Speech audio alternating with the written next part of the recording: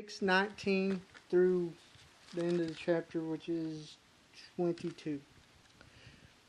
The children of captivity kept the Passover on the 14th day of the first month. Now this is most likely, this is Passover time, because it's first month. You have to know Jewish calendar, and the Passover is the first month.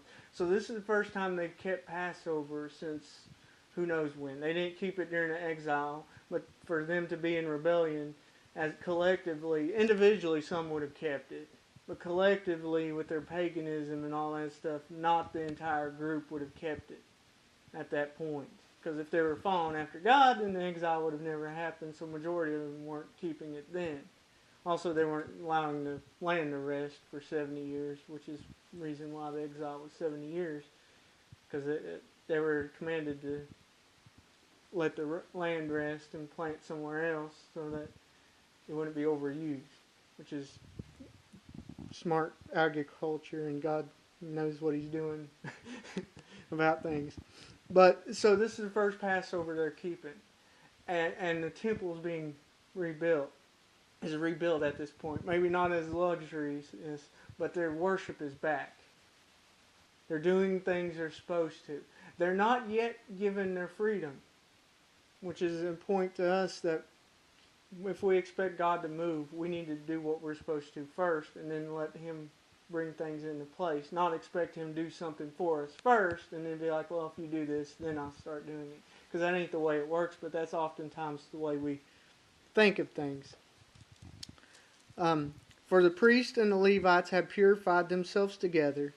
All of them were pure, and they killed the Passover for all the children of the captivity, and for their brothers and the priests, and for themselves. Now this kill is clearly the animal that they would have ate. The lamb and all this other things. The lamb would have been the only thing sacrificed. There would have been many, many sacrifices that it mentions earlier. But they would have partaked about this to praise God and to know that their sins are in God's hands now rather than their own. Which coming to Jesus symbolizes that for us as Christians, which is why we accept Him as our Passover lamb. So we don't do sacrifices, yet we do still do the worship part behind it. The children of Israel who had come out of captivity and all such had separated themselves from the filthiness of the nations of the land to seek God, the God of Israel, ate. So they took a time to purify themselves because they were living among the Gentiles. The Gentiles had things that weren't holy. So it's interesting. It says the 14th day.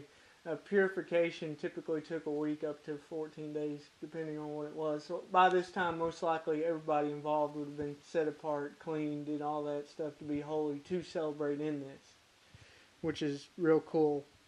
That because during that time they didn't have Jesus, so they had to do their certain things to be accepted by God, which all of it was condition of the heart. It's similar to us actually allowing the Spirit to sanctify us. But theirs was being pure and set apart and being holy. And while we are set apart through Christ to be holy, so we can serve Him. If we're living for the world, we can't serve Christ properly, even though many try that. And kept the feast of unleavened bread 7 days with joy for God. They made them joyful and turned to the heart of the king Assyria to them to strengthen their hands in the work of the house of God, the God of Israel. Now, what's interesting is the king allowed them to go do this. The king actually helped them go do this. He funded them. It says Assyria there, but we see that he allows them to do that. Now, unleavened bread, the significance of that is the same as the fat from the animals. Leaven, which is yeast, symbolized sin, and it expanded and growed. As sin does, it starts out little and then usually grows into a huge mess. So for them to eat unleavened bread means they're filling themselves with things that aren't of sin, is what it symbolizes. And we got to do that in our lives.